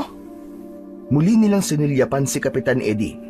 Sa dami ng higad na tumaklob sa katawan nito, paan na lamang ang makikitang nakalabas sa punong pinaggapusan dito. Pagkaraan ng ilang saglit, dumating ang mga nagroronda at nagulat sila sa nadatnan. Lumiwanag ang paligid dahil sa mga sulo na dala ng mga tanod. Malinaw din nilang nakita ang mga higad na walang tigil sa paggalaw sa katawan ng aswang. Patagong itinaas ni Linda ang mutya ng higad sa ere para utusan ang mga higad na umalis na sa katawan ng aswang. Isa-isang bumalik ang mga ito sa dahon, sa sanga at mga halaman. Nalantad ang kalunos-lunos na itsura ni Kapitan. Nakaawang ang bibig dahil sa buhok na nakasuksok dito. Nakadilat ang mga mata at halos hindi na makilala dahil sa dami ng pantal at mga balahibong nakabaon sa balat nito. Kulay itim ang nasunog nitong katawan. Nang mawala na ang mga higad, ay saka ibinalik ni Linda sa bulsa niya ang hawak niyang mutya. Nakita niyang tumulo ang luha ni Bensor habang nakatingin sa punong kinatatayuan ng ama nito. Tara na, Apo. Umalis na tayo rito. Sandali lamang po, Lolo. Gusto kong makita sa uling pagkakataon ng ama ko. Kahit gaano po siya kasama, ama ko pa rin po si Kapitan. Alam ni Linda kung gaano kasakit ang mawalan ng isang ama, kaya't alam niya rin kung ano ang pinagdadaanang hirap ng kanyang kaibigan. Hindi maipaliwanag ng dalaga sa kanyang sarili kung bakit bigla na lamang niya itong nayakap. Mahigpit na para bang yun na ang huli nilang pagkikita. Pero sa huli, si Bensor pa rin ang nagpakumbaba kay Linda. Linda, wag na kayong umalis. Doon na lamang kayo ni Lola sa kubo ko. Oo nga naman, Linda. Enta, tahimik sa lugar na yon. Saka may hihilingin sana ako sa'yo. Gusto kong humingi ng tulong para sa apo ko. Tulungan mo kong gamutin kung paano mawawala ang pagiging aswang niya. Matagal ko na siyang ginagamot, pero walang epekto. Hindi naman nawawala ang pagiging aswang niya, pero pwede namang mapigilan. Iwasan niya munang kumain ng karne, kahit luto. Gulay muna. Teka, Linda, ibigay mo sa kanya ang tagsuri. Tuwing gabi, ihahaplas mo yon lang sa katawan mo para mapigilan ang pagbabago ng anyo mo. Iniabot ni Linda ang tagsuri sa binata, saka pinagmasdan ang pagkulo nito. Pagkatapos magpaalam ni Linda at Lola Enta sa maglolo, ay umalis na sila sa lugar na yon. Tinahak nila ang daan papunta sa dati nilang kubo. Ilang araw pagkatapos ng libing, bumalik na ang katahimikan sa lugar. Si Linda naman ay naging albularya, katulong ni Lola Enta. Habang si Bensor at Lolo Ador ay madalas namang bumibisita sa kanila, tuluyan nang nakalimot ang mga tao sa mga nangyari kay Kapitan at kay Mang Rene. Dumaan ang maraming araw, buwan at taon. Muling nagkita si Linda at Bensor at bumalik ang dating kislap ng kanilang mga mata. At hindi nagtagal, nagkatuluyan sila at ikinasal. Saksi si Lola Enta at Lolo Ador at ang buong baryo sa lubos na pagmamahalan ng dalawa. Talagang nalimot na nila ang pait ng nakaraan. Biniyayaan sila ng dalawang anak at nabuhay sila ng payapa sa baryo na walang nambubulabog na aswang. Katulong niya ang kanyang asawang si Bensor na nangangako na ipagtatanggol ang kanilang pamilya at buong baryo. Sa tulong ng iniingatan niyang mutya ng higad at pagiging mabuting aswang ni Bensor, poprotektahan nila ang lahat kung sakali man na muling sumalakay ang mga kampon ng kadiliman.